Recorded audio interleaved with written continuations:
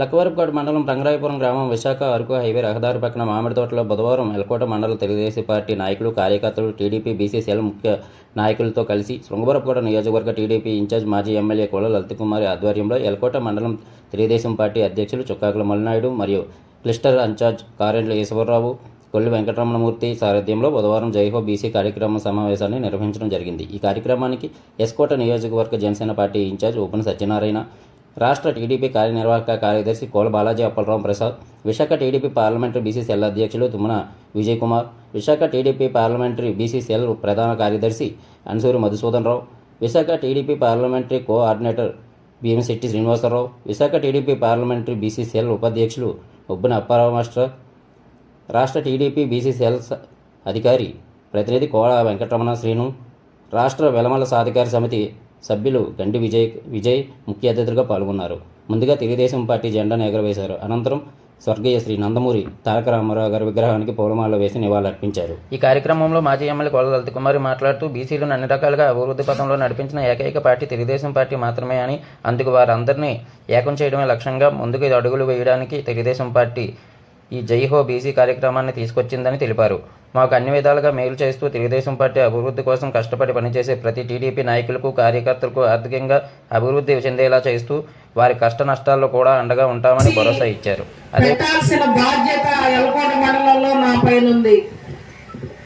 మరి వాళ్ళ ముగింపులో కూడా మన జైహో బీసీ రాష్ట్ర వ్యాప్తంగా చూస్తే ఇవాళ ఆఖరి సమావేశంగా మన ఎల్కోట్లో ఎస్కోట్ నియోజకవర్గంలో మనం ఏర్పాటు చేసుకోవడం, దానికి స్టేట్ బాడీ నుంచి కూడా పెద్దలు గురుమూర్తి గారు మనల్ని కూడా చైతన్యవంతులు చేయడం కోసం మాట్లాడారు. ఇవాళ ఈ వేదిక ద్వారా నేను కోరేది ఒకటే, మన అన్న స్వర్గీయ నందమూరి తారక రామారావు గారు సమాజమే దేవాలయం, ప్రజలే దేవుళ్ళని, బీసీలు అంటే తెలుగుదేశం అంటే బీసీల పార్టీగా మన అన్న మన కోసం, తెలుగు వాళ్ళ కోసం, బీసీల కోసం పెట్టిన పార్టీ తెలుగుదేశం పార్టీ. బీసీలు అంటే వెనుకబడిన వర్గాలు కాదు, తెలుగుదేశం పార్టీ బ్యాక్ బోన్ ఎవరు అంటే బీసీలు. ఆ దశగా మనం అందరం కలిసికట్టుగా అడుగులేసాం. ప్రజలకు చెప్దాం, అందరం కలిసికట్టుగా ముందుకెళ్దామని నేను మీ అందరినీ కోరుతూ, మరి 4 సంవత్సరాల 9 నెలల్లో ఎన్నో కష్టాలు ఈ ప్రభుత్వం మనందరినీ పెట్టింది.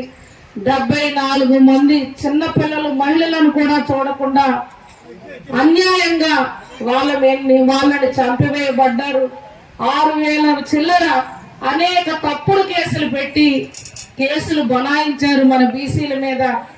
ఆఖరికి అచ్చెన్నాయుడు గారి దగ్గర నుంచి కొల్లి రవీంద్ర గారు, అయ్యన్న పాత్రుడు గారు వరకు తప్పుడు కేసులు పెట్టి బీసీలపై ఒక కక్ష తీర్చుకుంది ఈ ప్రభుత్వం, జగన్మోహన్ రెడ్డి అనే విషయం మనం మర్చిపోకూడదు. నేను మీ అందరినీ కోరేది ఒకటే, మన బీసీలు అంటే తెలుగుదేశం పార్టీకి అండ. మరి ఆ దిశగా భవిష్యత్తు ఎన్నిక అతి త్వరలో 47 రోజుల 45 రోజుల అనేది నోటిఫికేషన్ లో 175కి 175 తెలుగుదేశం జనసేన 25 పార్లమెంటు అభ్యర్థుల్ని పూర్తిగా గెలిపించుకోవాల్సిన బాధ్యత మన అందరి పైన ఉంది. ఎన్నో